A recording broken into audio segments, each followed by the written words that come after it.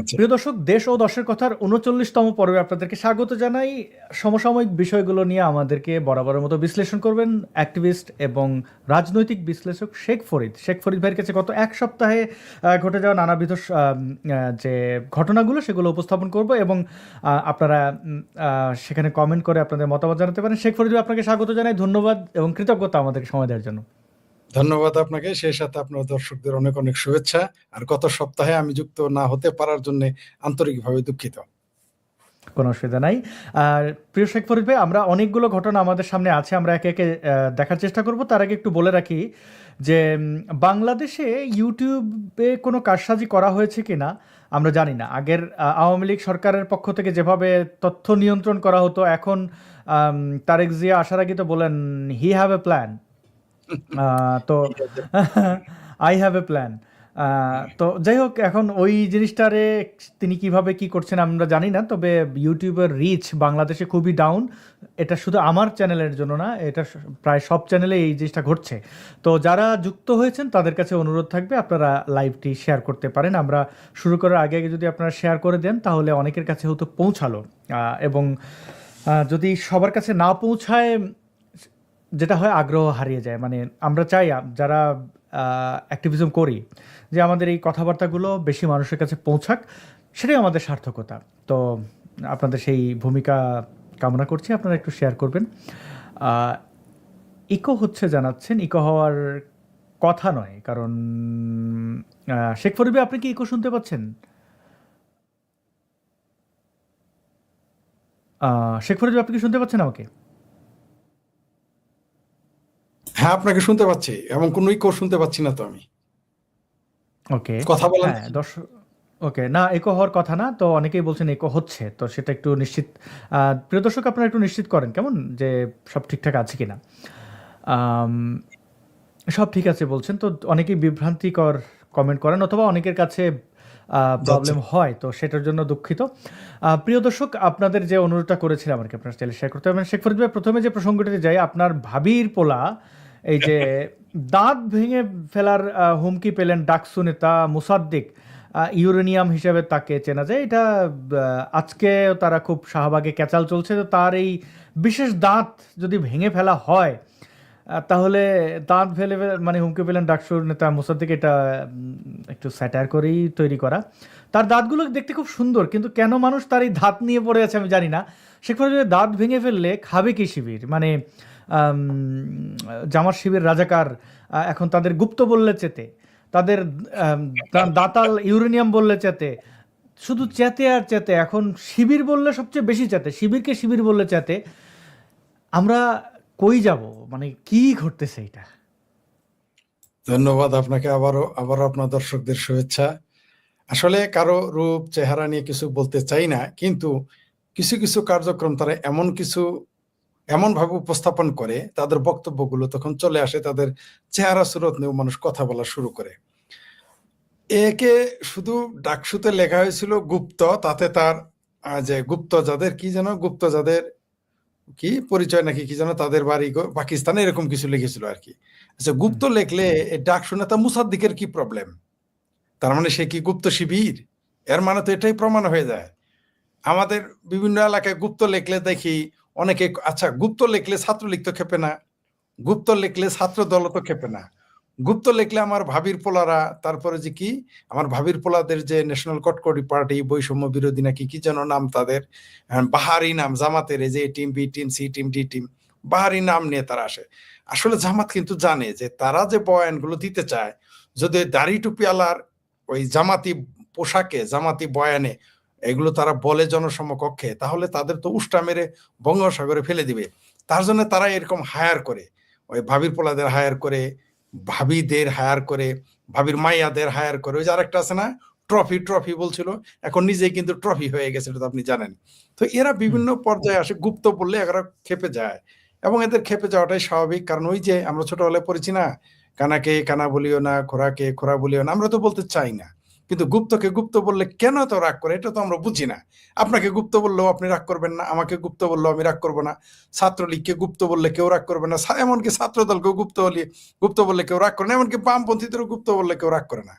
কিন্তু হঠাৎ করে গুপ্ত বললে শিবির, আর এই যে আমার এই যে শিবিরের বেনামে যারা গুপ্ত তারাও খেপে যায়। দালমে কুস্তো কালা হায়। তবে এবার এরা কিন্তু আপনি যেটা বললেন না, শিবির বললেও অত খেপে না, গুপ্ত বললে যত খেপে। দেখা যাক কি হয়। এদের গুপ্ত রাজনীতি তো ধরা পড়ে যাচ্ছে। তবে এরা ক্ষমতায় যাওয়ার আগ পর্যন্ত আপনি মনে করেন না যে এখনই তাদের সকল পরিচয় প্রকাশ করে ফেলেছে। তারা যতদিন সরকারি দলে না যেতে পারবে ততদিন সকলের পরিচয় আপনি পাবেন না। এখন বিরোধী দলে আছে, তাদের এরকম অনেক গুপ্ত বিভিন্ন জায়গায়, আর্মিতে, পুলিশে, বিজেপিতে, আনসারে, মসজিদ মাদ্রাসা তো রয়েছেই, অফিসে, আদালতে, পাড়ায়, মহল্লায়, বিএনপির ছদ্মাবশে এখনো আছে, আওয়ামী লীগের ছদ্মাবরণে এখনো আছে। আপনি চিন্তাই করতে পারবেন না, যে এরা কোন কোন গ্রুপে আছে বা নাই। এদের এই গুপ্ত ভাবেই থাকতে হবে, থাকতে দিন, দেখা যাক কি হয়। তবে গুপ্তকে গুপ্ত বলিবেন না, তাহলে কিন্তু তারা রাগ করবে। আর যিনি থ্রেডটা মারলেন যে দাঁত ভেঙে দেওয়ার, মানে এত সব রেখে দাঁত কেন? যাই হোক, ঠিক আছে, বুঝলাম আমরা।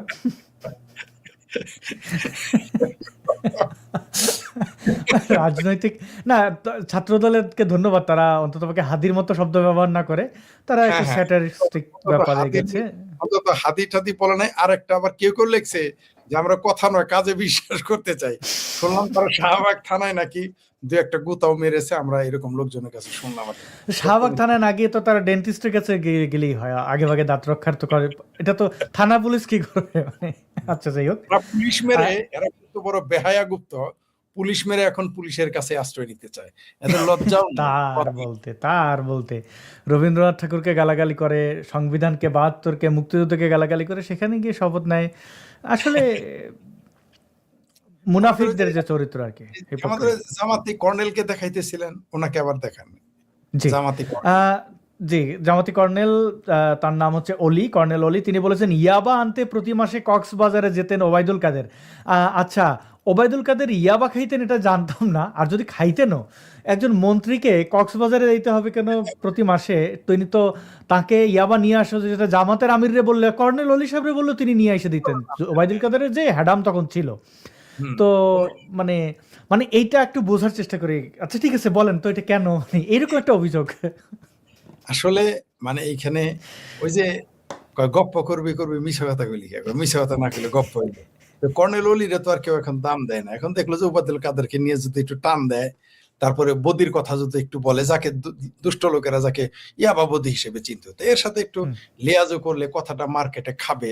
তো এখন তো এই জন্য হয়তো বলেছেন। আর আপনি ঠিকই বলেছেন, ওবায়দুল কাদের সাহেব যদি ইয়াবা খেতেন, সেটা ও কর্নেল অলিকে বললেও আইনে দিতেন, জামাতের আমিরকে বললেও আইনে দিতেন, ওই ওয়াকারকেও বললেও আইনে দিতেন, তখন তিনি যে ক্ষমতায় ছিলেন। তো এগুলো অভিযোগ হচ্ছে কথার কথা, মানে বাজে কথা। ওই যে বললাম, তিনি যদি খেয়েও থাকেন, তার জন্য তাকে কক্সবাজার যেতে হবে না। উনি না হয় কক্সবাজার গিয়েছিলেন ইয়াবা আনতে। কর্নেল অলি জামাতের দ্বারে দ্বারে কেন ঘুরে এই জামাতি ইয়াবা খাইতে, না কি কারণ, এটাও আমাদের জানা দরকার আছে। তবে তিনি খুব মজার কথা বলেছেন, মার্কেটে এটা খুব খেয়েছে। মানে আমার দর্শকদের বলি যে যারা জানেন না, ইয়াবা কি, ইয়াবা একটা খুবই বাজে ধরনের একটা নেশা। বাংলাদেশে যেহেতু মদ ব্যান, তো এই ছাইপাশ বাংলাদেশে খায় অনেকেই নেশা করার জন্য। যেমন ওই যে কাশির ওষুধ খায়, ওটাকে জন্য কি বলে, আবার ওই যে অপারেশনের সময় যে ইনজেকশন দিয়ে অবশ করা হয়, সেগুলো নেশা হিসেবে ব্যবহার করা হয়।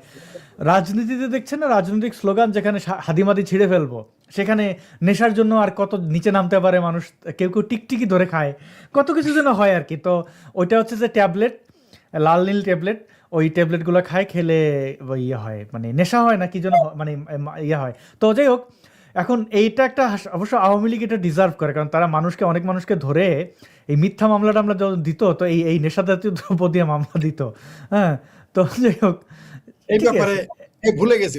হুমায়ুন আজাদ স্যারের একটা কথা বলি এই ব্যাপারে ডক্টর হুমায়ুন আজাদ স্যার বলেছেন, ভাষা বিজ্ঞানী এবং প্রথা বিরোধী মানুষ, বহুমাত্রিক প্রতিভার অধিকারী। ডক্টর হুমায়ুন আজাদ স্যার বলেছিলেন যে শাসকেরা যখন দেখেন, তো আঙ্গুলটা একটু কার যেন মতো হইতেছে না, এইভাবে বলে, কে যেন ফ্রান্সে থাকে, এইভাবে কে যেন এরকম করে ওটা। তো ওই যে ডক্টর হুমায়ুন আজাদ স্যার বলেছিলেন যে শাসক যখন সত্য বলাকে অপরাধ মনে করে এবং সত্যকে দাবিয়ে রাখে, বলতে দেয় না, যখন তার পতন ঘটে সেই শাসকের, তখন তাকে হাজারো মিথ্যা ঘিরে ধরবে। তো ওবায়দুল কাদের সাহেবের জন্য তাই হয়েছে। এটা ডক্টর হুমায়ুন আজাদ স্যারের কথা। এই জন্য এখন তাকে সত্য বলতে দেয় না, এখন মিথ্যাই তাকে ঘেরাও করে ফেলেছে। এটাই স্বাভাবিক। আবার অলি আহমেদ সম্পর্কে যখন যখন মনে করেন আবার আওয়ামী লীগ ফিরে আসবে, অলি আহমেদের এমন হতে পারে এই ওবায়দুল কাদের সাহেব যদি তাড়াতাড়ি ফিরতে পারেন, অলি আহমেদের আবার কেসে ফাঁসাই দিতে পারেন, যার কাছে আর বাড়িতে 2 বস্তা ওই ইয়াবা গেছে। অস্বাভাবিক হ্যাঁ, কিছু। তবে তবে আমরা তো দেখেছি সেই ওসি প্রদীপ কিভাবে সাজাপ্রাপ্ত হয়েছে এবং একজন সাবেক মিলিটারি অফিসারকে হত্যা করেছিল, তারা এই ইয়াবার রহস্য উদ্ঘাটন করতেই গেছিল। তো আসলে এটা ঘটে। আর আপনি যার কথা বলেছিলেন যে এরকম এরকম করে, এটা দুষ্ট লোকের একটা অ্যাডাল্ট যোগ বলে, আমি সেদিকে আর না যাই, যেহেতু তার একটা জায়গায় দুর্বলতা আছে, তো মানে হাত দিয়ে তার এটা অভ্যাসজনিত কারণে সে এরকম এরকম করে, এটা অনেকে বলেন। তো আমি আর সেদিকে না যাই, মানে ওকে। আচ্ছা, আপনার এই ভাবির পোলাদের পোলা মাইয়া দুইটাই আছে দেখতে পাচ্ছেন বঙ্গভবনের, জি, সরি গণভবনের ধন্যবাদ। ইয়া, যে এই শাড়ি টাড়ি চুরি করে এনে এখানে মেলা বসিয়েছে। এগুলো হচ্ছে চুরির। তো চোরদের দেখেন দেয়ালে কিন্তু আবার আল্লাহ আর আল্লাহ দেখতেছেন, ক্যালিগ্রাফি, মানে আল্লাহর রাস্তা। হ্যাঁ। তো এই যে একটা ব্যাপার, এই যে দেখেন এত এত ইসলামিক, আলহামদুলিল্লাহ, সেখানে চুরির মাল নিয়ে বসে রইলেন। তো এগুলো কি মানে বাংলাদেশের ধার্মিকরা কি এরকমই, মানে একটু লজ্জা না? এরা কিন্তু নাই। আবার আওয়ামী লীগের আমলে সুবিধাভোগী ছিল, তারা বিভিন্ন প্রতিষ্ঠানে কন্ট্রাক্ট পেয়ে থাকতো। যে এই যে জামাই বউ বা ভাই বোন এইভাবে চোর, এদের মানে এদের পরিবার নাই, সদস্য নাই, এরা কি নাকি চোর? এদের বাপ দাদাও চোর? মানে চোরই কিভাবে গর্বের কাজ হয়? এরা নির্লজ্জ হয়ে থাকে। আপনি দেখেন ক্যালিওগ্রাফি রেখেছে কেন আওয়ামী লীগের আমলে একটা দেখেন নাই? ওই যে যারে মানে নারী ঘটিত নারী পাচারকারী বেশ্যাবৃত্তির দায়ে জোরপূর্বক নারীদের বেশ্যাবৃত্তি করে, তো কি যেন পাপিয়া নাকি কি যেন ছিল, পাপিয়া পাপিয়া।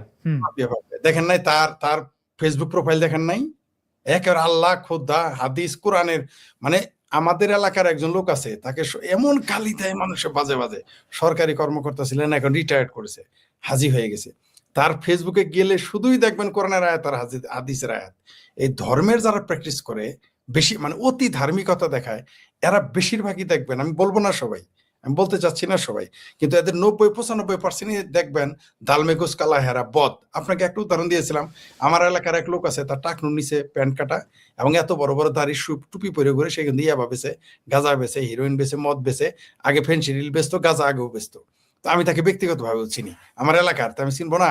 তো দেখবেন যে এরাই বেশি ধর্ম ধর্ম করে। আপনি দেখেন তো, আমার এলাকার একজন সমকামী আছে, সে এতে কাফে বসে নিয়মিত প্রতি বছর রোজার মধ্যে সে এতে কাফে বসবে, সবাই জানে সে সমকামী, আমাদের এলাকার সবাই জানে, এবং সাথে সুদখোর, কোনো সমস্যা নাই, এরা এটা করবে। এই ধর্মকে তারা, ডক্টর হুমায়ুন আজাদ এই ব্যাপারে আবার ডক্টর হুমায়ুন আজাদকে আনতে হয়েছে যে ভণ্ডদের শেষ আশ্রয়স্থল হচ্ছে ধর্ম, এবং এই ধর্মের জজবা তারা ব্যবহার। এই যে দেখেন নাই, এই যে চুম্মাচাটি করা শফিক, শেষ মুহূর্তে যখন দেখলো তার চুম্মাচাটি প্রচার হওয়া শুরু করলো নেতিবাচক ভাবে, তখন বললো এটা তো হাদিসে আছে যে নবী নাকি বাচ্চাদের চুম্মা দিত, পিছন থেকেও ধরে বিদেশিদের এরকম ইহুদ্দিন আসারাদের চুম্মা দিত, সেটাও করতো। এই প্রশ্ন করলেই তখন বলবে আমরা নাস্তিক, কাফের, মুরতাদ, হিন্দু দালাল, ইসলাম বিরোধী ইত্যাদি ইত্যাদি বলা শুরু করবে। এরা দেখবেন ধর্মের ব্যবহার তারা করবেই, না করে তো উপায় না। আবার একটা ওই যে বালিশটার আছে না, ওই যে জামাতি বালিশটা, ফুয়াদ। শাহরিয়ার, না না না, শাহরিয়ার নাকি ফারিয়ার, ও তো এই টিমে আসছে। শাহরিয়ার যে সরাসরি জামাতের কথা বলে, উনি দেখবেন যে কথা, উনি তো বলেই ফেলেছে যে আপনার যদি ইমানই দায়িত্ব হচ্ছে আর জান্নাত যদি পাইতে চান জামাতকে ভোট দিতে হবে, মানে ধর্ম তারা নিয়েই আসবে। আপনি দেখবেন বিএনপি ইদানিং ধর্ম নিয়ে কম যাচ্ছে না, তারা বলে ফেলেছে যে ধানের শীষ নাকি আদম আলাইহিস সালামের মার খায়, এটা শুধু বলা বাদ রাখছে। আরেক বিএনপির এক লোক দেখলাম বলে ফেলেছে মা ফাতেমার পরে যদি কোনো নেত্রী থাকে সেটা হলো খালেদা জিয়া। কবে না জানি তারেক রহমান আর কোকো রহমানকে মানে হাসান হোসেন ঘোষণা করে। আবার এরকম দেখুন ধর্মের ব্যবহার সবাই করা শুরু, কই কিছু কম নেই, ধর্মকে কেউ ব্যবহার করতে কম, মানে ধর্মের ইলাস্টিক হিসেবে কেউ কম ব্যবহার করে নাই, যার যার যেতটুকু সম্ভব টানাটানি করেছে, কেউ বাদ রাখে নাই। বিএনপি বলেন, জামাত বলেন, হেফাজত বলেন, ওই কর্নেল অলি ফলি বলেন, এমনকি ক্ষেত্র বিশেষ আওয়ামী লীগও বলেন, কেউ কম চেষ্টা করে নাই। এমনকি মাশাআল্লাহ এই বামপন্থীরও ধর্মের কম ব্যবহার করে না, দেখবেন যে সব কমরেড হাজি হয়ে গেছে। ইনু ফিনু, হ্যাঁ, আমরা দেখলাম তো মেনন ইনু হাজ করে আসলো, গিয়ে যায় দেখবেন যায় নামাজ পড়ে থাকে, ঠিক আছে, নামাজের জায়গা আছে, মানে কয়দিন পরে দেখবেন যে ওই যে ওই যে আপনার কিছু ব্যাককল আছে না, রাস্তার মধ্যে নামাজ পড়ে, বাংলাদেশে, ভারতে, আমেরিকা, ইউরোপে, অস্ট্রেলিয়া, দুবাই নামাজ পড়ে না, আবার জানে যে চামড়া যে পশ্চাৎ দেশের খাল তুলে ফেলবে, ওইখানে আবার নামাজ পড়ে না। ওই ভারত, আমেরিকা, রাশিয়া, বাংলাদেশ ওইরকম আবার দেখুন কমিউনিস্ট পার্টির অফিসে এখন আলাদা কয়দিন পরে শুনবো যে কমিউনিস্ট পার্টির জন্য এক্সট্রা একটা মসজিদও বানানো হয়েছে নামাজ টামাজ পড়ার জন্য। যেমন এই যে দেখেন নায়িকা রোজিনা, সে কি করেছে, নায়িকা রোজিনা মনে করেন যে মসজিদ বানিয়ে ফেলেছে। তারপরে যে আরেকটা আছে নকুল কুমার বিশ্বাস, সেও মোটামুটি মসজিদ বানায় চেঁচালা বেচতেছিল।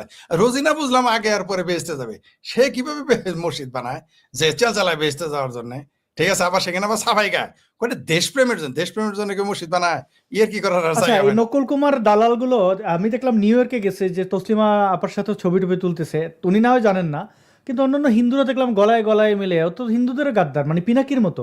কয়দিন পরে পিনাকিরে নিয়ে বোধহয় হিন্দুরা খুব গর্ববোধ করবে। হ্যাঁ করবে না, আমি এখনই অবাক যে হব করে না। না, এখনই যে করে না আপনি কেমনে বুঝলেন?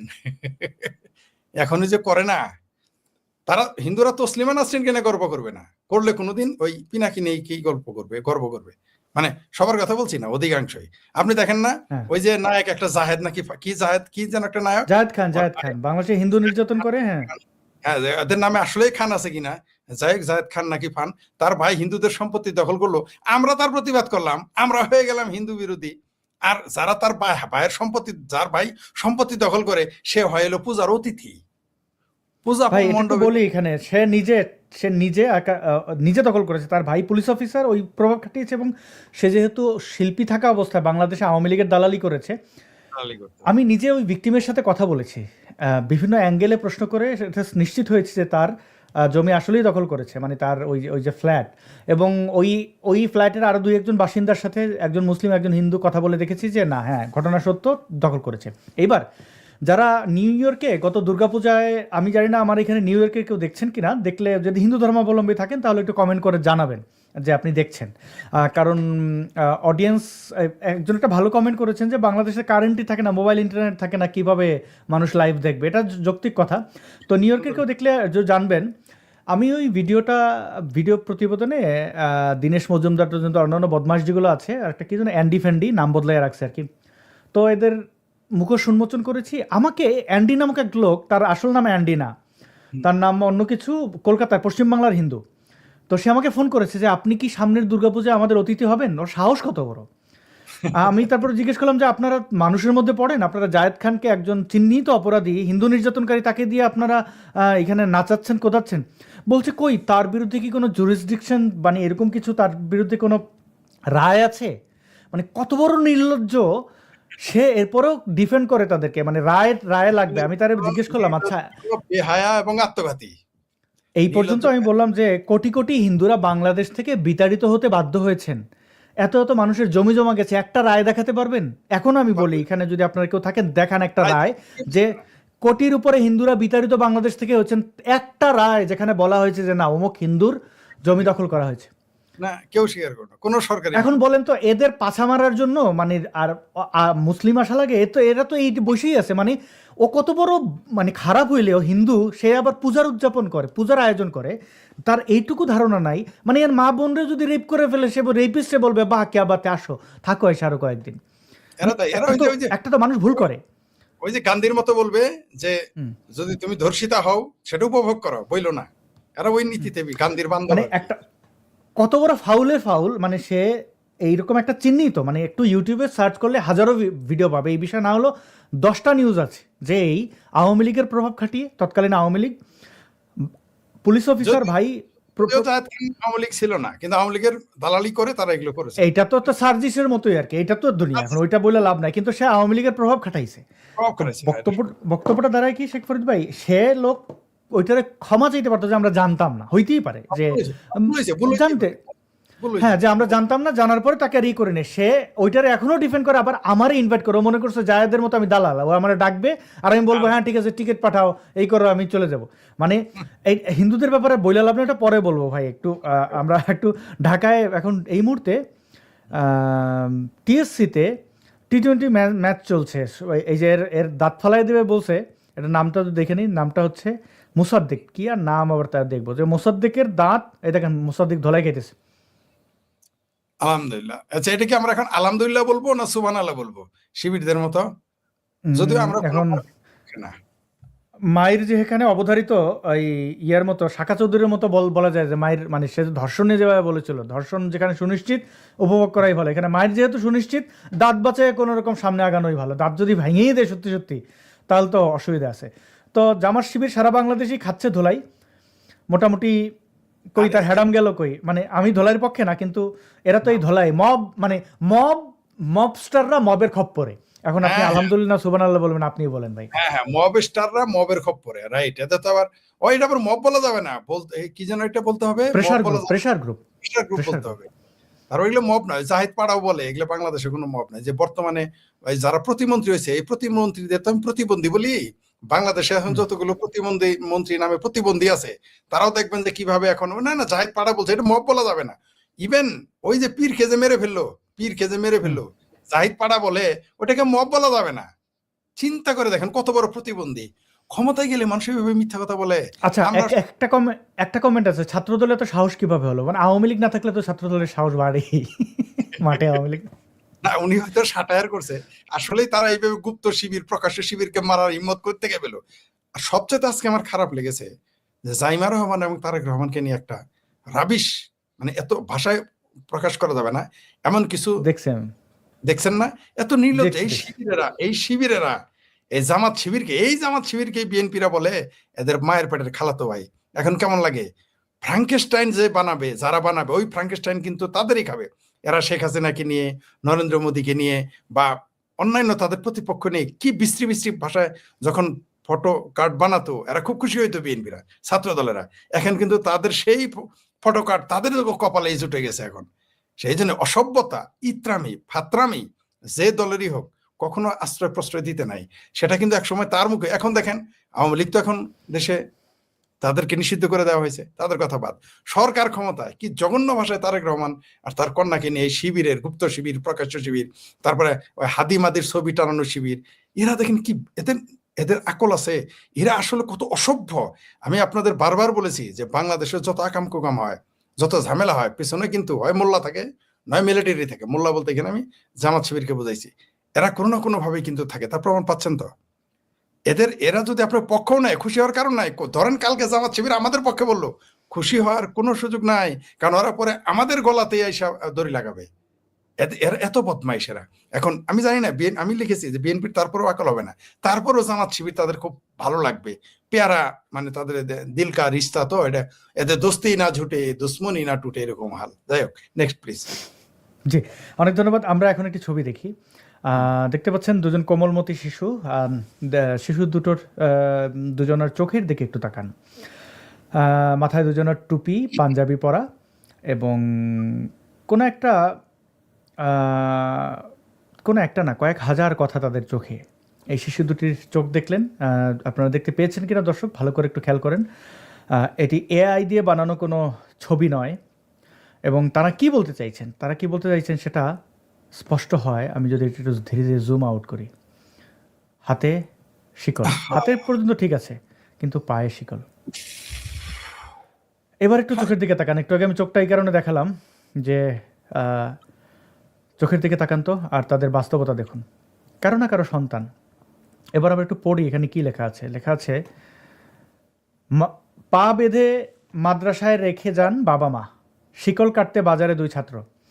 এইভাবে শিকল দিয়ে পা বেঁধে বাবা মা রেখে যান, এবং এই শিকল তারপরে কাটা হয়। তারা এই দেখতে পাচ্ছেন, এই শিকল মেশিন দিয়ে কাটা হচ্ছে। দেখুন ধর্ম যে মানে কত শিকল, আফিম, ধর্ম যে আসলে আফিম, মার্কস যে বলে গেছেন, আর কত ভাবে প্রমাণ করবে মানুষ দেখুন ধর্ম যে কত বড় আফিম।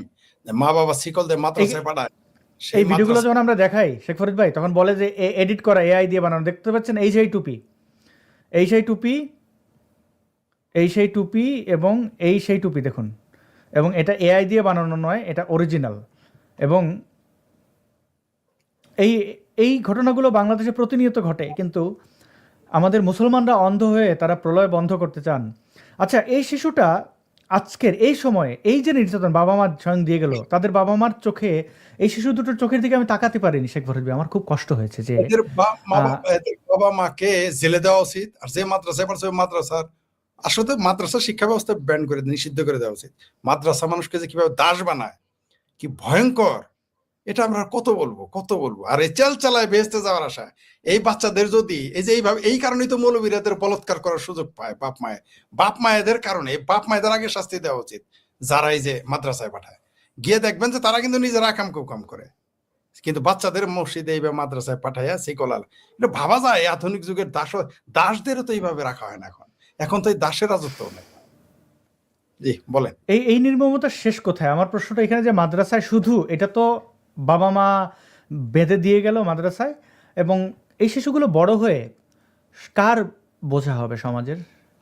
আপনার সন্তান এই সমাজে, তাদেরকে যদি একটা সুশিক্ষা দেওয়া হতো, সুন্দর শৈশব দেওয়া হতো, তাহলে তারা যদি ইসলামের পক্ষেও কাজ করতো সেটা সুন্দরভাবে করতো। আপনি একটা ছাত্রকে ধরেন স্কুলে পড়ে, তাকে যদি ছোটবেলায় টর্চার করে বড় করেন, সে পড়াশোনা শেষ করে সে খারাপই হবে, ভালো হওয়ার কোনো সুযোগ নেই। এই এই এই এই নির্যাতনের পর সে বড় হয়ে কি করবে? সে বড় হয়ে হয়তো এইভাবে বলৎকারী হবে, কারণ তার জীবনে তো কোনো আনন্দ নাই। তার জীবনে তো সে জানলো না জীবন সম্পর্কে। শিশুকে ধর্ষণ চেষ্টা, ইমাম বললেন শয়তানের ধোকায় পড়ে এটা করেছি। দেখুন তো এই ইমাম ধর্ষণ করেছে একটা শিশুকে। এই ধর্ষণ, এই মাদ্রাসার কুব্যবস্থা, এইটা সম্পর্কে যদি বলতেন। অনেকে মনে করেন এই বিষয়গুলো নিয়ে আমরা বললেই যে মাদ্রাসার বিরোধী। মাদ্রাসার যদি বিরোধী হইতাম, একটা কথা স্পষ্ট করি, তাহলে বলতাম যে খুব ভালো হচ্ছে শিক্ষা, কি থার এই শিশুটা যদি মাদ্রাসায় পড়ে নির্যাতিত হয়, তাহলে তো আমি মাদ্রাসার খারাপ চাইলে বা মাদ্রাসার শিক্ষার বিরোধিতার জন্য বিরোধিতা করতে হলে তো বলতাম ভালো হয়েছে, আরও শিশুদের এরকম নির্যাতন করো, তাই না? তাহলে তো বলতাম জামাত ইসলাম ক্ষমতায় আসুক। যদি ইসলামের 12টা বাজানোই আমার উদ্দেশ্য থাকতো, জামাত ইসলাম ক্ষমতায় আসলে আর ইসলাম থাকতো না বাংলাদেশে, নাস্তিকে ভরে যেত, যেভাবে ইরান বেশিরভাগ মানুষ নাস্তিক, মানে যে কোনো কট্টরপন্থা। আপনি একটু আলোকিত করেন আমাদের শেখ ফরিদ ভাই। আপনি ঠিকই বলেছেন। এই ব্যাপারে চামড়ানাই পীর আছে না, চামড়ানাই পীর মানে যাকে দুষ্ট লোকেরা চরমনাই বলে। হ্যাঁ, তো চামড়ানাই পীর এই ব্যাপারে আপনি যেটা বললেন, আপনি বলার আগে চামড়ানাই পীর বলেছে যে কমিউনিস্টরাও ক্ষমতায় আসলে সেখানে ইসলাম আসতে পারে, কিন্তু জামাত যদি কোনোদিন ক্ষমতায় আসে তবে সেখানে আর কোনোদিন ইসলাম আসবে না। তার মানে কি, আপনি যেটা বলেছেন সেটাই ঘটবে। তো এই যে যে যে দৃশ্যটা আপনি দেখালেন, আমি বিস্মিত হয়ে গেলাম যে এখনো এই সমাজে, এই রাষ্ট্রে 2026 সালে মা বাবাদের মগজ কিভাবে ধুলাইটা করেছে। মানে কিরকম মগজ ধুলাই হলে ইসলাম তাদের মগজ কিভাবে বিষিয়ে তুললে, কিভাবে তাদের বায়াস্ট করলে, কেউ নিজের সন্তানদের শিকল দিয়ে পাঠায় সেখানে। ভাবা যায় কোনো কয়েদি আসামিকেও তো এইভাবে মানুষ রাখে না, জেলখানায় অন্তত পা খোলা থাকে। আর সেইখানে তাকে তাকে এই শিশু নিজের বাচ্চাকে ধর্ম মানুষকে কিভাবে অবশ করে তোলে। ধর্ম, এই যে আমরা কথা বললে আমরা ধর্ম বিরোধী, আরে ভাই ধর্ম যে মানবতা বিরোধী, এটা তো ধর্মই প্রমাণ করতেছে। আমি কি বলতে আচ্ছা নাকি আমি কি তাদের শিকল দিয়ে নিয়ে গেছি? তার মা বাবাই তো তাকে শিকলে নিয়ে দিয়ে আসছে। এই বোধটাকে ঢুকাইছে ধর্ম। এই ইসলাম ধর্মকে এমনিতেই চাইনিজরা ইসলাম ধর্মকে মেন্টাল ইলনেস বলে নাই, এমনিতেই বলে নাই, এই কারণেই বলেছে। মানে ইসলাম যে একটা মেন্টাল ইলনেস, মানুষ এইখানে না শুধু তারা আত্মঘাতী হয়ে যায়, তারা নিজে মরে এবং অপরকে মেরে ফেলে। মানে ধর্ম মানুষকে এরকম অবশ করে তোলে। আপনি দেখেন সারা পৃথিবীতে যারা এই ছেলেরা কিন্তু আত্মঘাতী হবে, এই ছেলে মা বাবাও কিন্তু আত্মঘাতী হতে পারে, এর শিক্ষক আত্মঘাতী হতে পারে। এরা কিন্তু সমাজের জন্য, রাষ্ট্রের জন্য, পৃথিবীর জন্য শুধু বোঝা না, এরা বিপজ্জনক হয়ে যেতে পারে। এদের এই শিক্ষা ব্যবস্থাটা, মাদ্রাসার শিক্ষা ব্যবস্থা, কেন ইসলাম কি ইউনিভার্সিটিতে পড়ায় না? ইসলামকে অন্য জায়গায় পড়ার জায়গা নাই? ইসলামের কি সর্বোচ্চ ইসলামী বিশ্ববিদ্যালয় কি নাই? মাদ্রাসা, এই মাদ্রাসা ব্যবস্থাটা করে কিন্তু মুসলমানদের ক্ষতি করা হয়েছে। এই মাদ্রাসাকে বলা হয় এখন সন্ত্রাসের আতুরঘর, নির্যাতনের আতুরঘর। মুফতি মাসুদ এবং সাইফুল বাতেন টিটো তারা গবেষণা করে দেখিয়ে দিয়েছে প্রতিদিন বাংলাদেশে লক্ষ লক্ষ শিশু বলাৎকার হয়। এই এতবার আমরা এগুলো বলি, কারো আকল হয় না। কখনো ধর্মের নামে, কখনো ইসলামের নামে, কখনো এলাকার ইজ্জতের নামে, কখনো মাদ্রাসার ইজ্জত নষ্ট হবে বলে এগুলো তার কথা বলতেছে না। আর আমরা বললে আমাদের এক রাশ গালি আমাদের জন্য উদ্গীরণ করা হয়। সবচেয়ে বিপজ্জনক কথা, রাষ্ট্র টেনে নাক গলায় না। এই যে প্রতিদিন লক্ষ লক্ষ শিশু নির্যাতন হচ্ছে, ধর্ষণ হচ্ছে, বলাৎকার হচ্ছে, রাষ্ট্র কথা বলে না।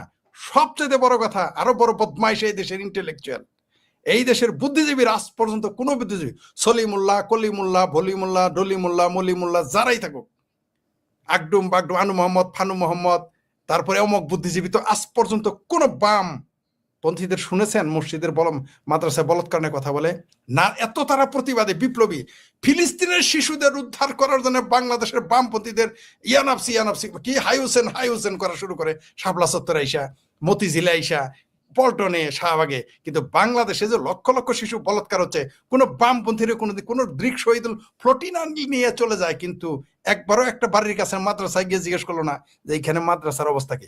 আমার এক বন্ধু বলেছে সে নিজে মাদ্রাসা বানিয়েছে, সেই মাদ্রাসায় সিসি ক্যামেরা দিয়েছে বলে মৌলভী সাহেব রাগ করে, মৌলভী সাহেব বেজায় ক্ষুব্ধ, সিসি ক্যামেরা লাগাইছে বলে। আমি বললাম সিসি ক্যামেরা তুলে দেন, হ্যাঁ সিসি ক্যামেরা তুলে দেয়, পরে আকাম কুকাম বলৎকার করুক, পরে আমি মাদ্রাসা প্রতিষ্ঠা করছি আমারই ধরে নিয়ে যাক, এই ভয়ে সে সিসি ক্যামেরা লাগাইছে। মৌলভীদের বিশ্বাস আছে। এই হলো আমাদের দেশের অবস্থা। ধর্ম, এই যে কার্ল মার্কস বলেছে, কার্ল মার্কসে যে ধর্মকে আফিম বলেছে, এটাও আবার বামপন্থীরা চেগায়া পেগায়া ভেগায়া তাদের মতো করে বলে, মানে একটু পালিশ করে, যাতে একটু বাই চান্স আবার বামপন্থীদের ভোট কমে যাবে, বামপন্থীদের মৌলবীরা খেপবে। এই জন্য দেখবেন এই কথাটা তারা কলকাতার বাম বলে না, ঢাকার বাম বলে। এই শেখপুর এটা আপনি কি বলেন, ধর্মকে আফিম এটা অন্য ভাবে বলেছে। ওটা তো কোন ভাষায় বলেছে? ওটা কি পৃথিবীর আননোন ভাষায় বলেছে? জার্মানি বলে লিখেছে, ইংরেজিতেও আছে, হিন্দিতেও আছে, বাংলাতেও আছে। আমার আপনি বুঝাই দিয়েছেন ধর্ম আফিম এটা বলা যাবে না।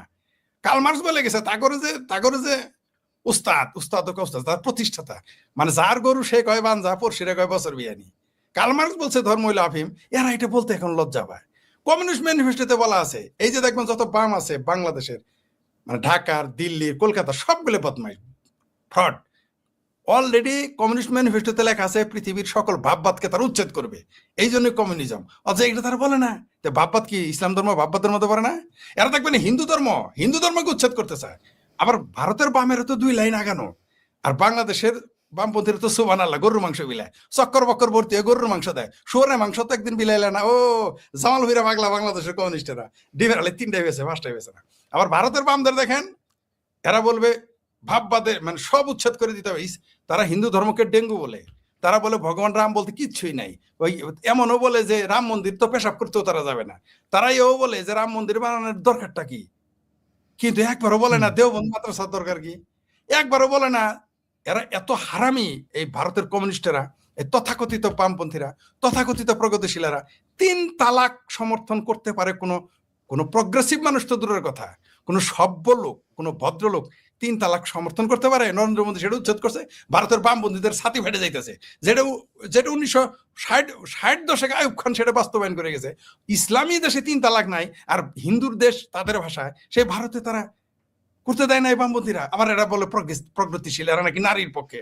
ভাস্কর ফেস্কর কি বাদুরি মাদুরি পর্ক ব্যানার্জি প্যাটার্জি যেগুলো বামপন্থী আছে না, এগুলো হলো আরো বড় চিটার। বুঝলাম শেখ ফরিদ ভাই, বামপন্থীরা তো মানে বর্তমানে যে দেখি তাদের মধ্যে বেশিরভাগই ফাউল আর কি। তো তাদের দিকে একটু তাকাই। আচ্ছা, বাংলাদেশে যখন একের পর এক ব্লগার হত্যার শিকার হয়েছিল, এবং হত্যার শিকার ব্লগারদের দেখে যারা অন্যান্য অ্যাক্টিভিস্টরা চলে যাচ্ছিলেন, তাদের অনেকেই গ্রেপ্তার করা হয়েছে, তার মধ্যে আমি একজন। তো আমি তো 2016 শেষের দিকে, তো এরপরে 17-তে যখন দেশে ঢুকলাম, অ্যারেস্ট করা হলো। অ্যারেস্ট করার পরে আমি কিন্তু এয়ারপোর্ট দিয়ে নেপাল যাচ্ছিলাম, সেই সময় আমাকে অ্যারেস্ট করা হয়েছে। কিন্তু আওয়ামী লীগাররা এখন যখন তাদের রাইটস নিয়ে কথা বলার পরে আইসা ইনবক্সে বা অনেক জায়গায় প্রশংসা করে, তখন জিজ্ঞেস করি যে যখন আমাদের কেন নির্যাতন করছিলেন, তখন বলে যে আপনাদের তো জেলে না নিলে আপনারা বিপদে পড়তেন, জঙ্গিরা আপনাদেরকে মেরে ফেলতো। আমাদের মমতাময়ী মা শেখ হাসিনা, গণতন্ত্রের মানুষ কন্যা, তিনি আপনাদেরকে জেলে রেখে জঙ্গিদের কাছ থেকে বাঁচিয়েছেন। তখন আমার মনে হচ্ছে ঠাড়াইয়া দুটো চড় দেয়, কারণ ভিকটিম তো আমি জানি। তুই আমার মারে মাসির গল্প শোনাবি, 3 বাচ্চার মারে শিখাবি যে কেমনে ওটা করে, মানে। তো শেখ ফরিদ একটু বুঝছেন, আমি প্লটটা আপনাকে রেডি করে দিই, আপনার সুবিধা হবে বুঝতে। কারণ এখানে একটা চমৎকার ঘটনা ঘটেছে, সেই ঘটনাটা আমি একে একে বলি। তো শেখ ফরিদ ভাই, এইটা যেমন আওয়ামী লীগাররা যখন বলে আমাদের বাঁচানোর জন্য জেলে নেওয়া হয়েছে, তখন যেরকম প্রহসন, ঠিক একইভাবে মুফতি মাসুদ যখন ভারতে অ্যারেস্ট হইলেন, অনেক ভারতীয়রা বলে যে মুফতি মাসুদ জেলখানায় নিরাপদ আছেন। যখন মুফতি মাসুদকে পুলিশ অবৈধভাবে আটকে রাখে, মানে বুঝলাম মুফতি মাসুদ মার্ডার করছে, তাকে 3 দিন থানার ভেতরে আটকে রাখার রাইটস কে দিল? কোন আইনে? ভারতের কোন আইনে? 24 ঘন্টা বড় জোর, যাই করুক 24 ঘন্টার ভিতরে তাকে কোর্টে হস্তান্তর করতে হবে। তাকে 72 ঘন্টা রাখলো কোন আইনে? এটা নিয়ে যখন আমরা চিৎকার করছি তখন অনেকেই বলছে যে না না আপনারা হিন্দুত্ববাদী বলে এইটা করেন। এই যে উগ্রপন্থী, আমরা যেরকম বাংলাদেশে জামাতি উগ্রপন্থী দেখি, চরমনের কথা বলেন, এই যে উগ্রপন্থী এরা সব জায়গায় যে সমান, এইটা নিয়ে অনেকে বুঝতে চান না। আমি একটু আপনাকে আরেকটু মনে করাই শেখ ফরিদ ভাই, আমি ওখানে মাসুদ ভাইকে যখন অ্যারেস্ট করবে প্রথমবার যখন আটকায় রাখে, আমি জানি যে ভারত আমাদের কিন্তু বন্ধু না। আমি কথাটা বলায় অনেকে খেপেছে আমার উপরে যে হ্যাঁ ভারত বন্ধু না, তাহলে বন্ধু কি পাকিস্তান? এখন আমাদের চতুর্দিকে ভারত, ভারত ছাড়া আমরা বিপদে পড়লে ভারতে আশ্রয় নেওয়া ছাড়া উপায় নাই। আবার ভারতে যদি, আমি চাইনাটা হোক, আমাদের মতো 1971-এর মতো কোনো বড় বিপদ হয়, তারা বাংলাদেশে যাবে, তারা পার্শ্ববর্তী চায়নায় যাবে, এমনকি পাকিস্তানেও যাবে, যার ল্যান্ড বর্ডার তো এইরকমই হবে, তাই না? যাবে কোথায়? তো আমরা ভারতে, আমি অন্যান্য অ্যাক্টিভিস্টদেরকে বলি না ভারতে যেতে। এর কারণটা কি, কেন বলি না? কারণ আমি নিজে ভারতে 6 মাস জেল খেটেছি, অবৈধ অনুপ্রবেশ, লাখ লাখ কোটি মানুষ অপরাধীরা ঢুকবে, সেটা অসুবিধা না।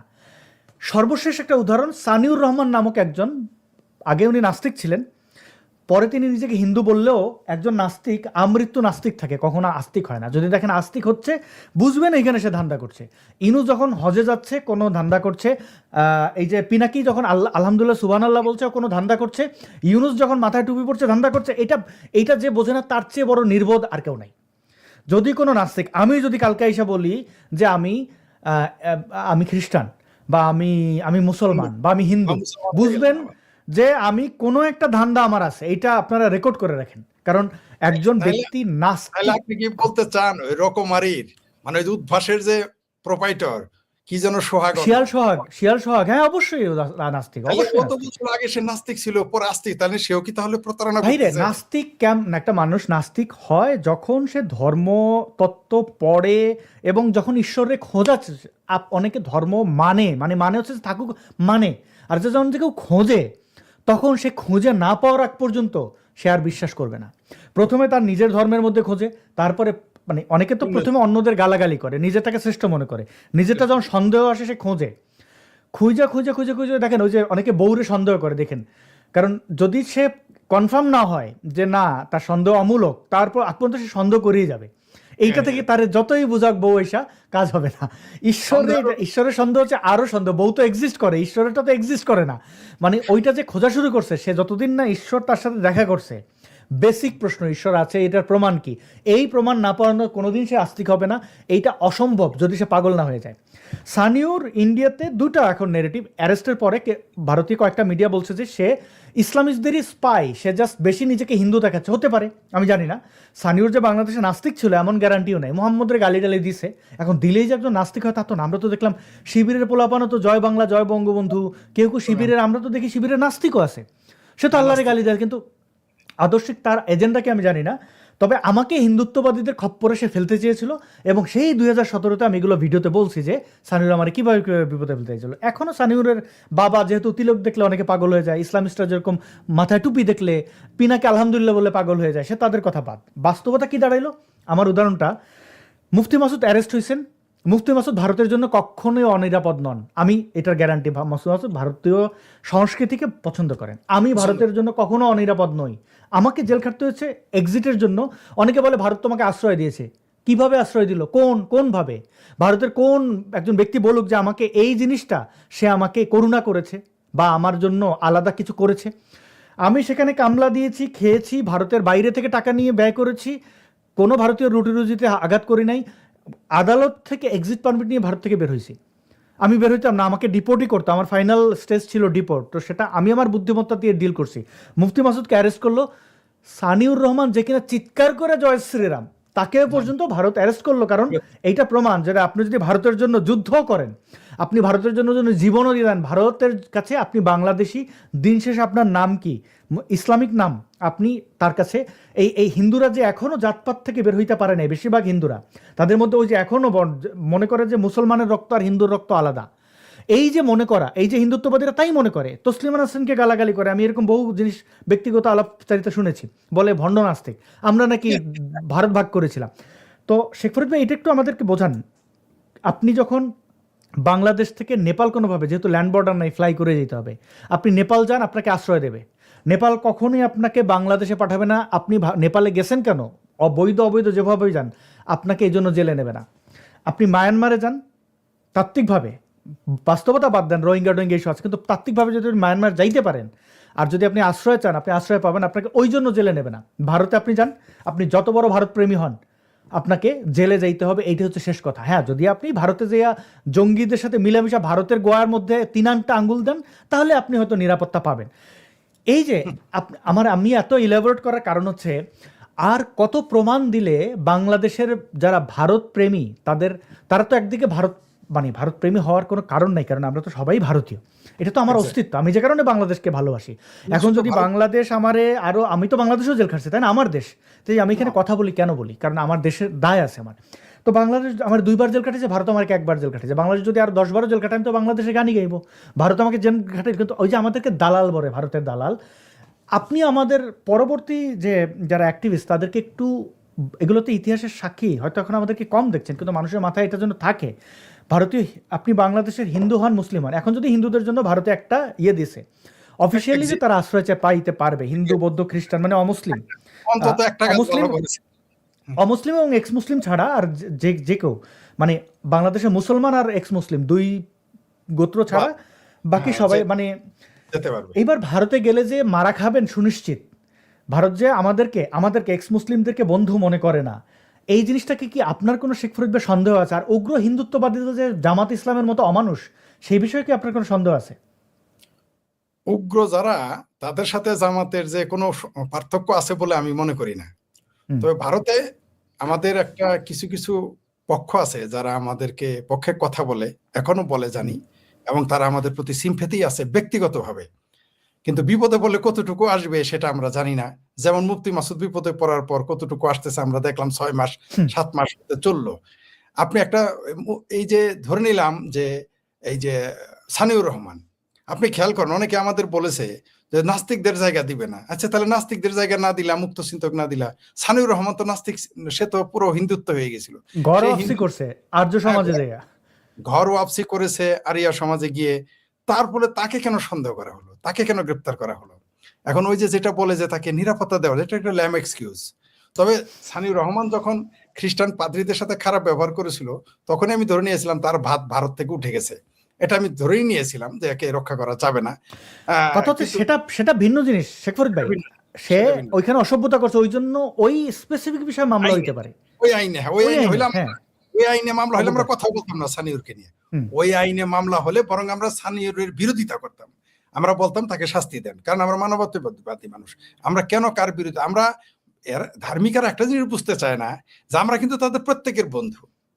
যখন তারা সেখানে সংখ্যালঘু, আমরা সংখ্যালঘুর পক্ষে বলি, যেখানে যে সংখ্যালঘু আমরা কিন্তু তার পক্ষে, এটা কিন্তু তারা বুঝতে চায় না, তারা আমাদের উল্টা বোঝে।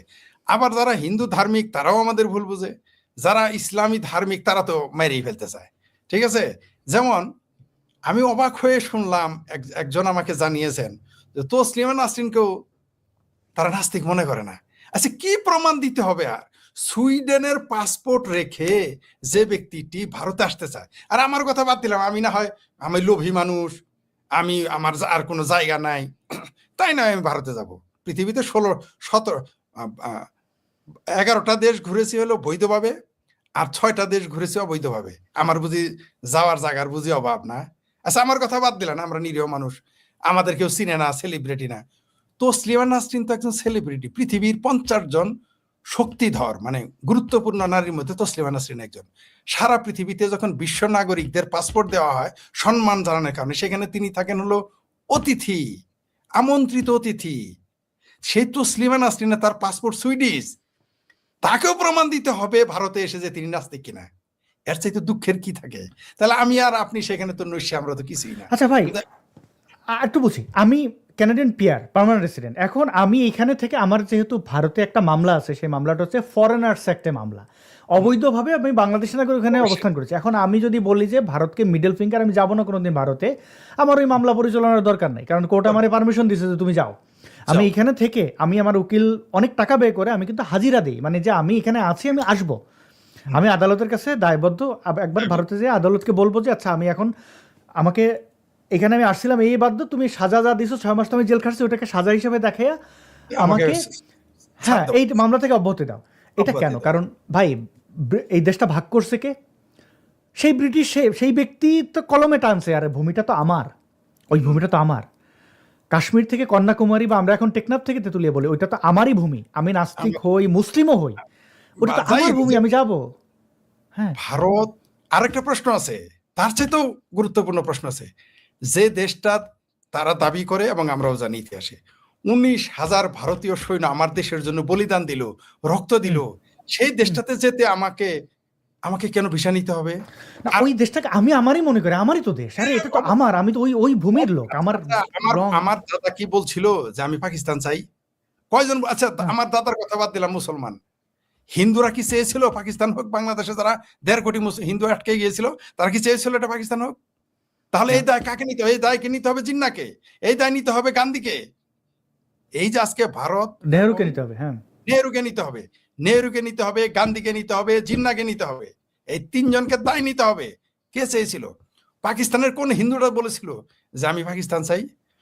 ভারতের কোন হিন্দুরা বলেছিল আমি পাকিস্তান চাই? বরং যারা আমাদেরকে অবিশ্বাস করে, শুনেন, নামটা ভুলে গেলাম, নামটা হলো, আর আসামের একজন নাম ভুলে গেছি, একেবারে প্রখ্যাত, জিন্নার, সে সেক্রেটারি ছিল, মুসলিম লীগ করত, জিন্নার সেক্রেটারি ছিল।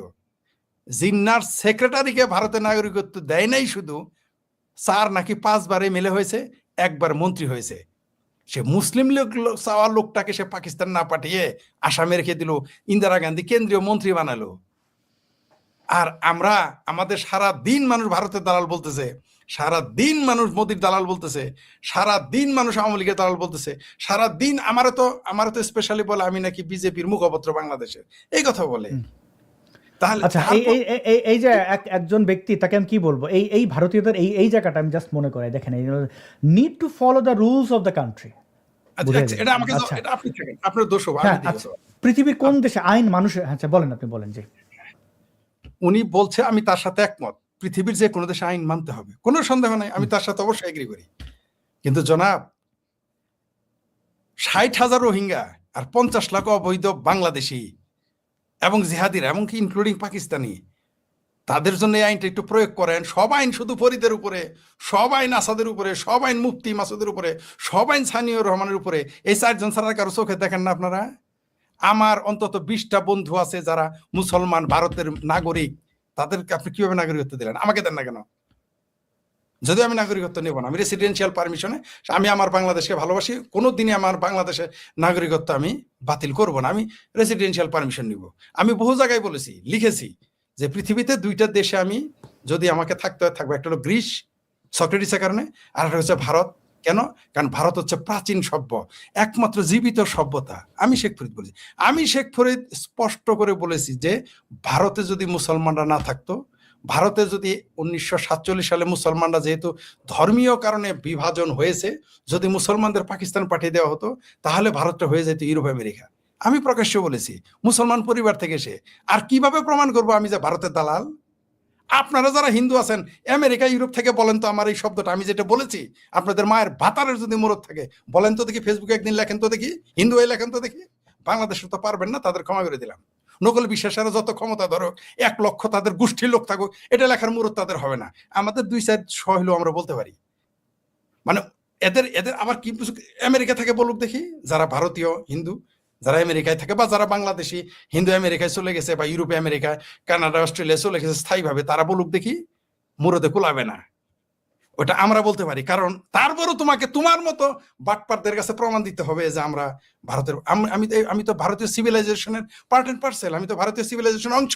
আমার ভাষা বাংলা, আমার স্কিন ডার্ক, আমার এই বাংলা ভাষা কি আমেরিকা থেকে আসছে, সৌদি আরব থেকে আসছে, আফ্রিকা থেকে আসছে, আফগানিস্তান থেকে আসছে? তো ভারত উপমহাদেশের। তুমি 19,000 সৈন্য বলিদান দিতে পারলা, আমাদের 1 কোটি লোককে আশ্রয় দিতে পারলা, তাহলে ভাই বাংলাদেশের ভারতের মধ্যে কেন ভাই সীমান্তের পাহারা থাকবে? কেন? কি কারণে?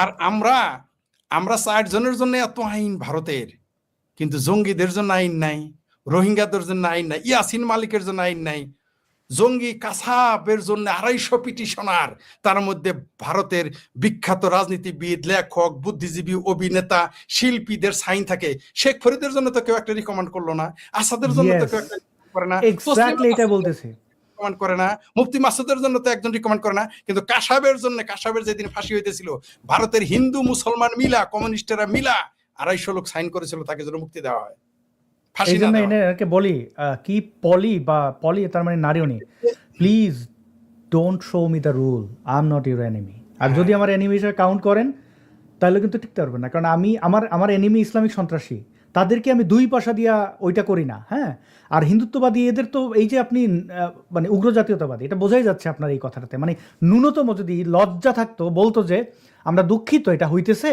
আমাদের দেশের গভর্নমেন্ট বা যারা নীতি নির্ধারক তারা যেন এটা ভেবে দেখে। আইন তৈরি হয় জনগণের কথায়। তো আইন আমরা মানুষের। যেখানে এই দেখবেন আইসা হিন্দুত্ববাদী দুই একটা দেখলেন না মাসুদ ভাইয়ের ব্যাপারে খোঁচাইতেছে, কারণ সে ধান্দা করতে পারতেছে না। তুমি ধান্দা করবা, তোমার এত ইসলামিস্টরা দিনে রাইতে ওইটা করতেছে, তুমি এসে আমার সাথে এটা করতেছো, তুমি আমার সাথে টিকবা না।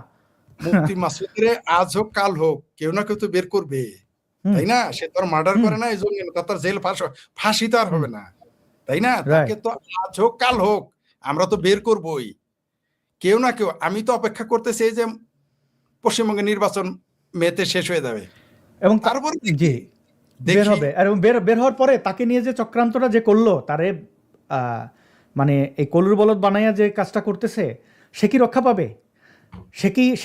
তার তো চেহারা আমি চিনি, যে বাংলাদেশের জেলা মানে মাদ্রাসা প্রত্যেকটা মাঝে গোপন ক্যামেরা লাগাবা, আর তুমি ভাবো তোমার বংশশুদ্ধ সব এক থাকবে। মানে এই ধরনের চক্রান্ত করা লোক আইসা অন্যরে নিয়ে গুটিবাজি করে। মানে মানে হিন্দুত্ববাদ নিয়ে আমি আগে অতটা ভাবি নাই, মানে এদের মধ্যে যেগুলো উগ্র এত ছ্যাঁচড়া ইসলামিক সন্ত্রাসীরা তো যাক দা নিয়ে আসে কোপ দেয়, এরা হচ্ছে যে আপনারে ব্যক্তিগত জায়গায় নোংরামি করবে, আরে কত বড় মানে আবার অকৃতজ্ঞতা শেখায়, মানে যায়া সব জায়গায় মানে এত ছ্যাঁচড়া, এর চেয়ে ইসলামিক সন্ত্রাসীদের সাথে ফাইট করা মজার।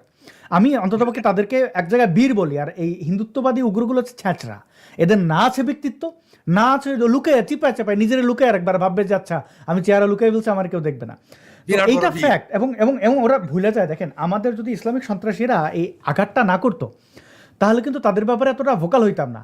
তো ওই ছেঁচড়াগুলো এসে ছেঁচড়ামিটা করে ভাবে যে ওদের ক্ষমা করে দেবো, ইসলামিক সন্ত্রাসীরা যেখানে ছাইড়ে দেয় না, তুই বেটা তো পুঁটি মাছ, ওইটা হাতি হইলে পুঁটি মাছ, তো তারা খেলা তো আমাদের আর সহজ। তারা আমাদের মাথা কাল্লা এগুলো নেওয়ার জন্য পয়সা থাকে, তাদেরকে আমরা কেয়ার করি না, আর কারে কেয়ার করবো আমরা? কারো তারাই কেয়ার করি আমরা, এগুলো তারা বুঝে নাকি? আসলে একটা জিনিস কি জানেন, বাংলাদেশের মানে মুসলমান নাম দেখলে, জামাতেরা যেমন হিন্দু নাম দেখলেই তাদের গায়ে জ্বালা যন্ত্রণা শুরু হয়, কিছু কিছু হুম। হিন্দু আছে মুসলমান নাম দেখলেই তাদের জ্বালা যন্ত্রণা শুরু হয়। এরা মানে এরা এরা কোনো কারণে আপনাকে যত বন্ধু বলুক আপনারা সে মানুষ মনে করে না, এটা মাথায় রাখবেন। হিন্দুত্ববাদীরা আপনাকে কখনোই মানুষ মনে করে না, তারা মনে করে যে ওই ওই ওই আগে যেরকম জমিদারি একটা ভাব ছিল, অন্যান্য হিন্দুদের হিন্দু মনে করতো না, ওই রকম যে ও মুসলমান, দিন শেষে আপনাকে কিন্তু সে মুসলমান হিসেবে কাউন্ট করে। মানে এই মেসেজটা একটু যদি দিতেন আমাদের অ্যাক্টিভিস্টদের মধ্যে, তারা কিছু হইলেই ভারত মনে করে আপন, যে ভাই যত বিপদে পড়েন নেপাল যাবেন, শ্রীলঙ্কা যাবেন, মায়ানমার যাবেন, ভারতের নাম নেবেন না, কারণ ভারতে গেলে আপনি এখানে উপকৃত হবেন না, ক্ষতিগ্রস্ত হবেন এটা নিশ্চিত। কারণ কোথাও আমাদেরকে এখনো ভারত বন্ধু মনে করেন, আপনি তার ক্ষতি করেন না, মানে না, আমি ক্ষতি না অবাক করি। হয়ে গেলাম, আমি অবাক হয়ে গেলাম, 3-4 জনে আমাকে অডিওটা পাঠিয়েছেন। আচ্ছা আমার কথা হুম, বাদ দিলাম, আপনার তসলিমা নাসরিনকে বলেছে সে নাকি ভণ্ড নাস্তিক। চিন্তা হুম। করে দেখেন তার আস্পর্ধা, যে জীবনে কোনোদিন ফেসবুকে একটা পোস্ট দিছে নাকি হিন্দুদের নিয়ে? আর আমরা সারা জীবন হিন্দুদের পক্ষে কথা বলে আসলাম, সংখ্যালঘুদের পক্ষে কথা বলে আসলাম। তসলিমা নাসরিন সারা জীবন সংখ্যালঘুদের পক্ষে কথা বলে আসলো। তারে ওই সার্টিফিকেট নিতে হবে তার কাছ থেকে, যারা নাস্তিক কিনা মুক্ত চিন্তক কিনা, ওদের ওদের সার্টিফিকেট আমরা চলি নাকি? যাদের নিজের অধিকারের কথা বলার মুরত যার নাই, যার নিজের পাশা ঢাকার ক্ষমতার যোগ্যতা নাই, তাদের কাছে আমার সনদ নিতে ওরা হবে। এটাই করে, ওরা ওরা বিভিন্ন জিনিস আকাম কুকাম করে, ক্লিপ ক্লিপ বানায়া বানায়া ওই কি বলে এগুলো করে। আর ওরা ভাবে ওদের কোনো এভিডেন্স কারোর কাছে নাই, বা এটা মানে এই জিনিসগুলো না আসলে। আচ্ছা যাক, আপনার ভাবির পোলাতে ফিরে আসি। এমপি হয়ে ট্যাক্স ফ্রি গাড়ি নেবে না হাসনাত আবদুল্লাহ, এটা বলেছিল 2026 সালের জানুয়ারির 4 তারিখে, এবং কয়েক মাস ঘুরতে না ঘুরতেই দেখুন এটা হচ্ছে 21 এপ্রিল সে সংসদে বলছে যে সংসদে এবার গাড়ি চাইলেন হাসনাত আবদুল্লাহ। এই যে এই যে হিপোক্রিট, এদের দিয়ে যদি আমাদের শোটা আজকে শেষ করতেন, মানে আপনার ভাবির পোলাদের এই অবস্থান দিয়া। শোনেন, এরা আমার ভাবির পোলারা আসলে তো মনে থাকে না, এদের হওয়ার কথা ছিল না মেম্বার, হয়ে গেছে হুম, এমপি, তাই কখন হুম, কি বলে মনে থাকে না তো, যে এই কথাটা বললে পরে কি হবে। যেমন আমাদের আসিফ সার নামে একজন সার আছে, আইনের সার, তিনি বলেছিলেন 26 লক্ষ ভারতীয় বাংলাদেশে চাকরি করে, পরে 2+6 8 তারা বের করে দিতে পারে নাই। যখন তিনি অপদেষ্টা হয়ে গেলেন, বলেন আয়াল্লাহ খালেদ, তখন তাকে যখন জিজ্ঞেস করলো 26 লক্ষ ভারতীয় কোথায়, বলে আমি তো অপদেষ্টা হওয়ার আগে বলেছিলাম। তো আমার এই এখন তো উপদেশটা এখন তো আর বলি না। তো আমার ভাবির পোলার এখন জিজ্ঞেস করলে বলবো কি, তখন তো আমি এমপি হই নাই, তাই বলি নাই, এখন এমপি হয়েছি তাই দরকার। মানে খলের অভাব হয় না। এরা এরা এরা এরা না, শুধু এদের যারা স্রষ্টা এই জামাত, এরাই তো সকালে বিকালে দিনে দুপুরে 24 ঘন্টায় মিথ্যা কথা বলে। কারণ মিথ্যা কথা না বললে এদের পেট ভরে না। এরা নিজেরাই জানে না কখন কি বলতে হবে, এরা নিজেরাই জানে না। এরা বলে যে আমেরিকার সাথে তাদের কোনো গোপন চুক্তি হয় নাই, কিন্তু আমেরিকার রাষ্ট্রদূত বলে আমাদের সাথে ঐতিহাসিক চুক্তি হয়েছে।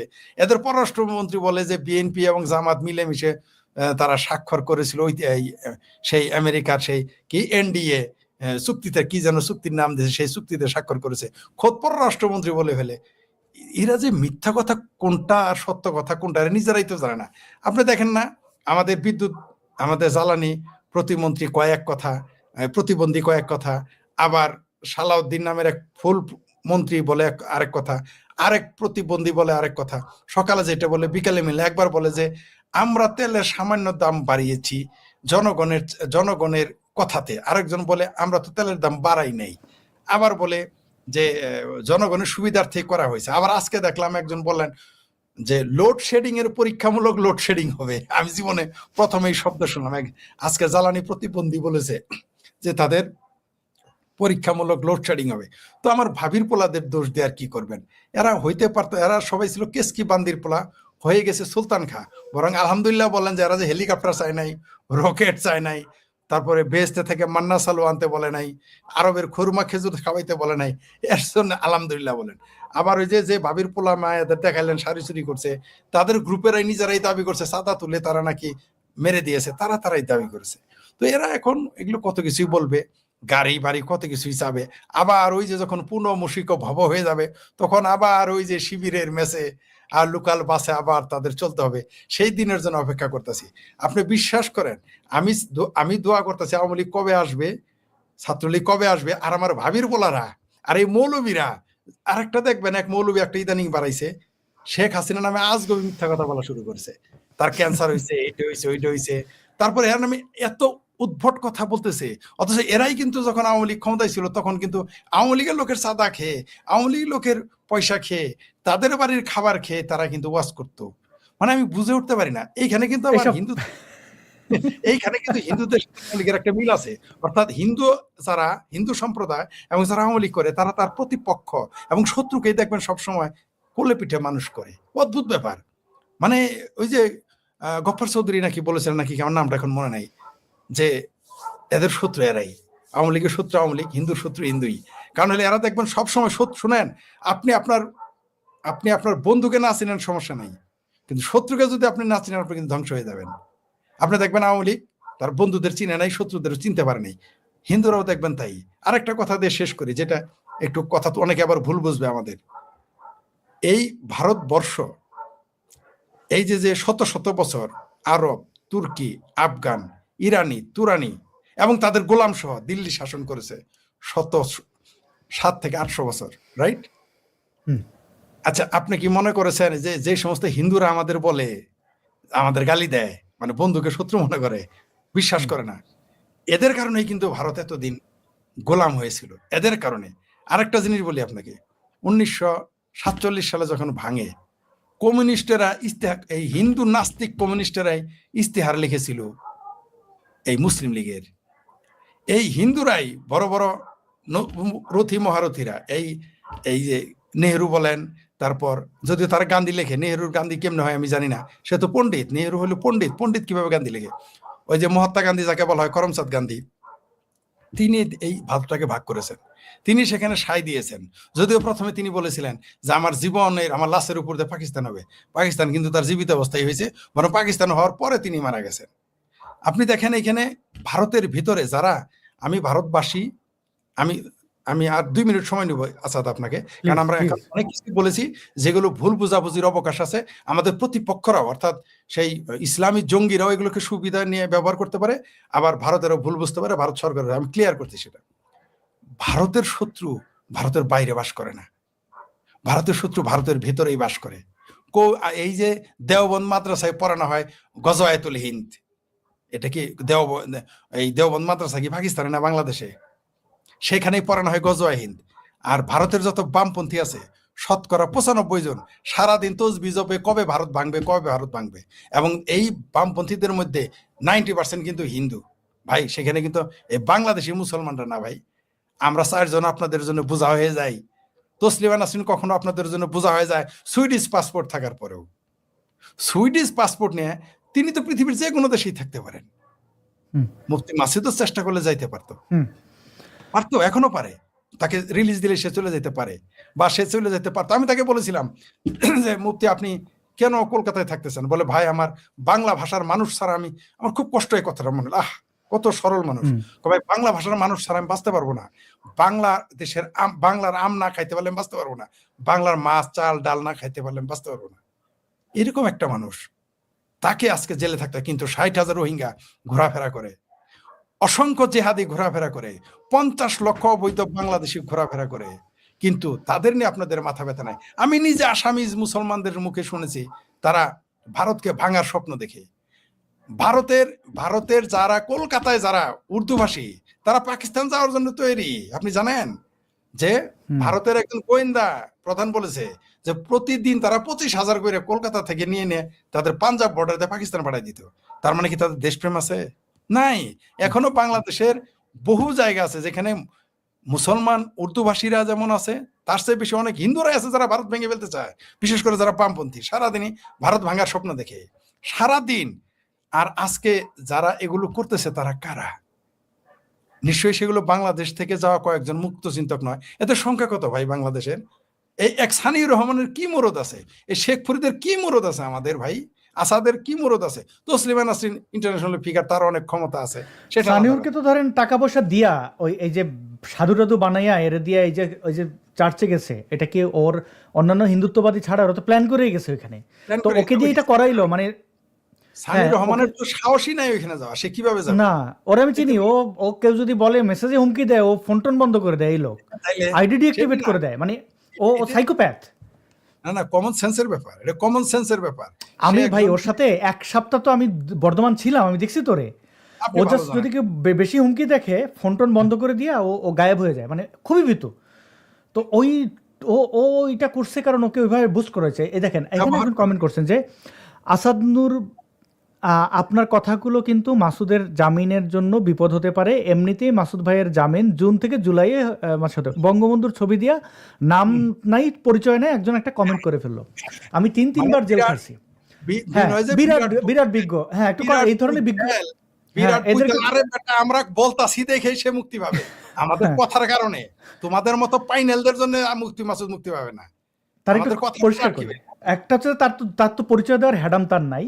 এরকম বহুত লোক আমাকে মানে ওই গুটিবাজি করতেছে, এর ওরে যে কুটনামি করে। হ্যাডাম নাই, হ্যাডাম থাকলে সামনে আয় বেটা, চেহারা দেখায় ফেসবুক খোল, বল তুই কি করছিস, কি আমি কি করছি, সামনে এসে বল। ওই এরে ওরে যে যারে তোরে আমি পরিচয় করেছি ওরে যে বলস, তুই ভাবস আমি তুই ভাবছিস যে আমি তোরে এতদিন রেসপেক্ট করতাম এই জন্যই দিলাম। এটা একটু বুঝাই।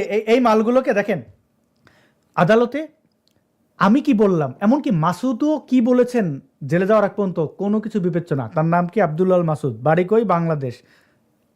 এনাফ, এতটুকুই। আদালতে আর কে কি বলছে এটা দিয়া হয় না। আপনাদের মতো কাওয়ার্ডদের জন্য যেখানে লিখছেন যে আপনি যদি, আমি শিওর এই আইডির পেছনে একজন হিন্দু এবং সে বাংলাদেশি হিন্দু।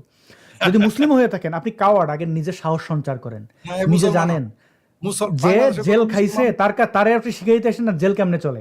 আমি বাংলাদেশে জেলে যাওয়ার আগে জেল থেকে বাইরে লাইভ করা লোক, তো কেমনে কি বললে জেলে কি হয় এটা আমারে শিখায় না।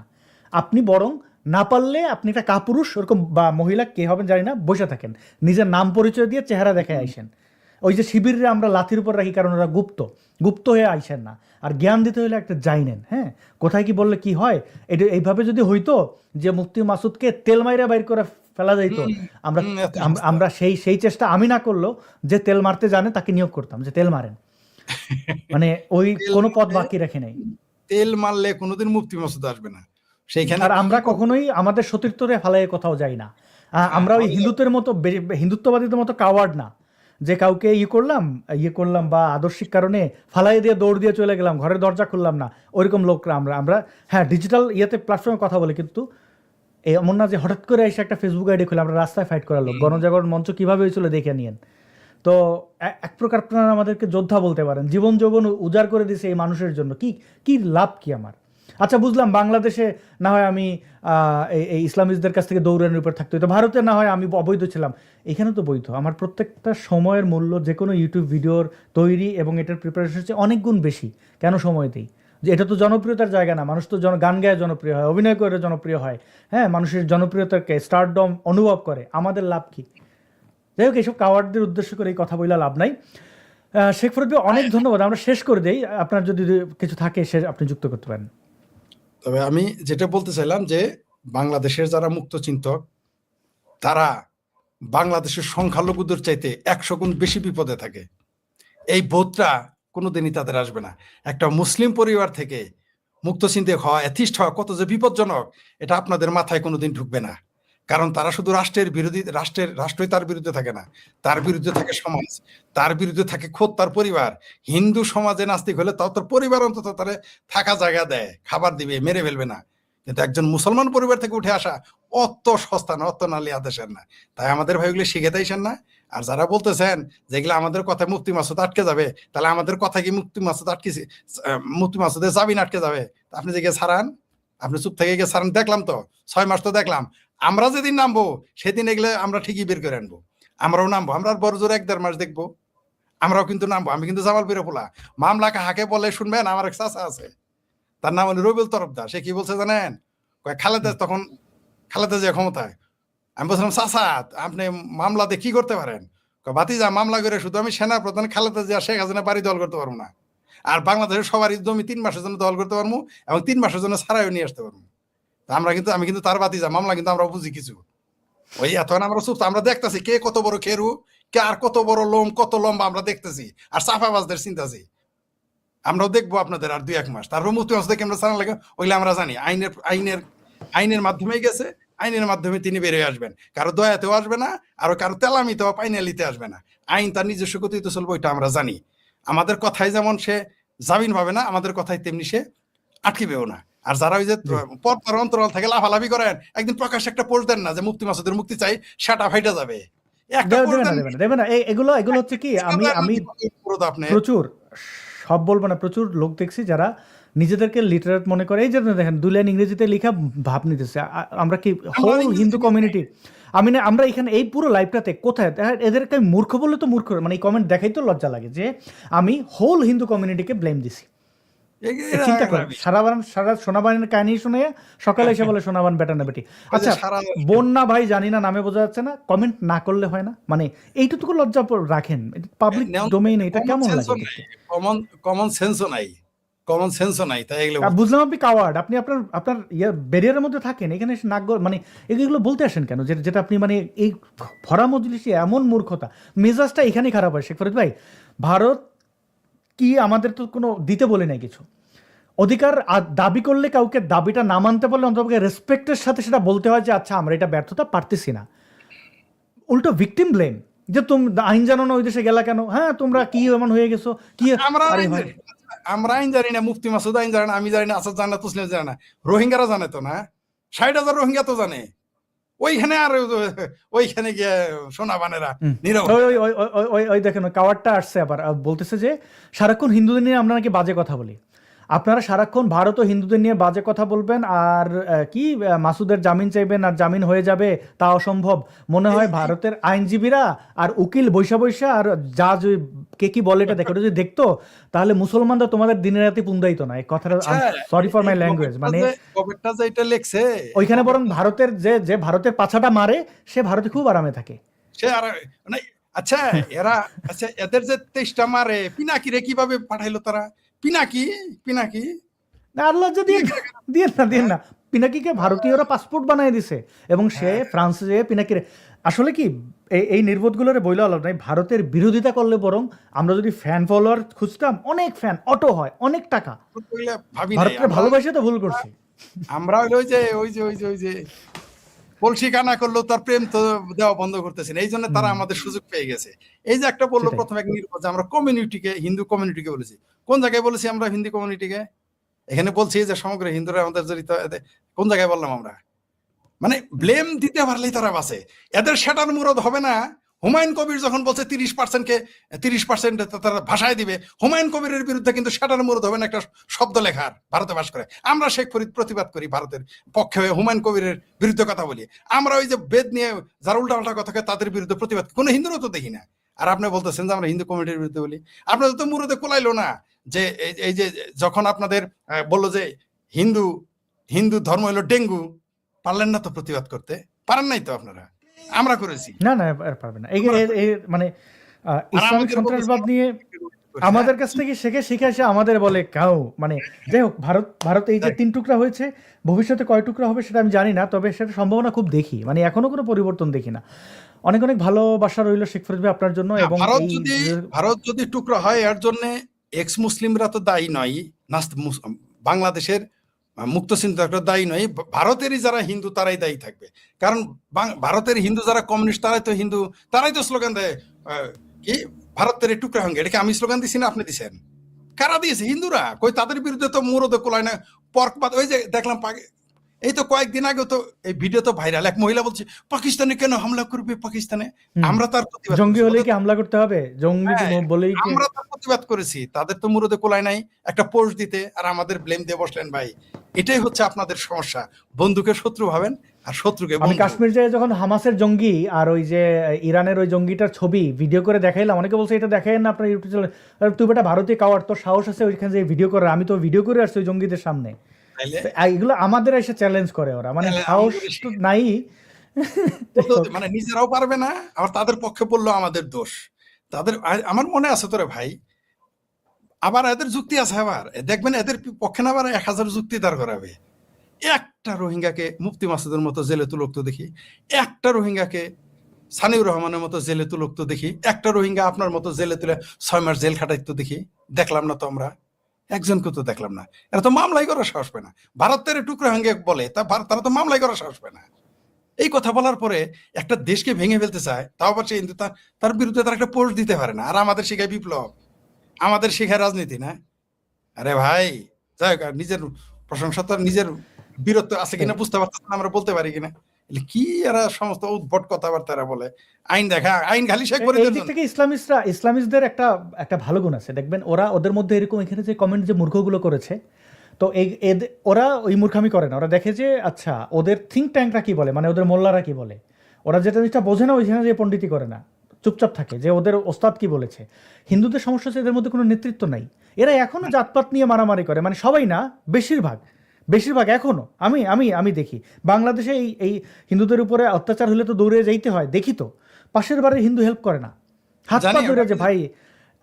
পরে আমি ফোন না করে আরেকজন হিন্দুকে দিয়ে ফোন করে, মানে যে ওইভাবে তথ্য কালেক্ট করতে হয় যে আমাকে তথ্য দিলে মনে হয় যে তার কলিজা ছিঁড়ে যাচ্ছে, অথচ এরকম বহু মানুষের জমি জমা ফেরত, নারী ধরে নিয়ে গেছে, সেগুলো উদ্ধার করছি। আমার এলাকায় মন্দির ভাঙছে, তিনি একজন বিখ্যাত সাংবাদিক, তার বাড়িতে মন্দিরে প্রতিমা ভেঙে ফেলেছে।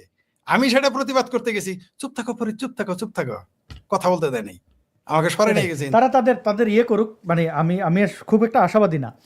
সারা রাত ধরে সোনাবানের কাহিনী শুনলাম, সকাল উঠলে বেটা না বেটি, আমরা নাকি হিন্দুদের ইন জেনারেল খারাপ বলি। ইন জেনারেল খারাপ তো মুসলমানদেরই বলি না, মানে আমরা কথার মধ্যে কি বলি, উগ্রপন্থী মুসলমান, উগ্র হিন্দুত্ববাদী, এইটুকু বাংলা যদি না বোঝা যায় তাহলে আর কি করার। আপনাদের শুভবুদ্ধির উদয় ঘটুক, এতটুকুই বলি আর কি। শেখ ফরিদ ভাই অনেক ভালো থাকবেন। প্রিয় দর্শক, আপনারা যেখান থেকে দেখছিলেন ভালো থাকবেন। একটা ছোট্ট অনুরোধ, আপনারা বুঝতেই পারছেন রিস্ক নেই, এক প্রকার কারোরই নেই, এই যে ইন্টারনেট থাকে না অনেক কিছু, তাও একটু শেয়ার করবেন হোয়াটসঅ্যাপে বা ফেসবুক মেসেঞ্জারে, যদি পাঠান তাহলে মানুষ দেখলো, আমরা উৎসাহিত হই, এরই আর কি। অনেক ভালোবাসা।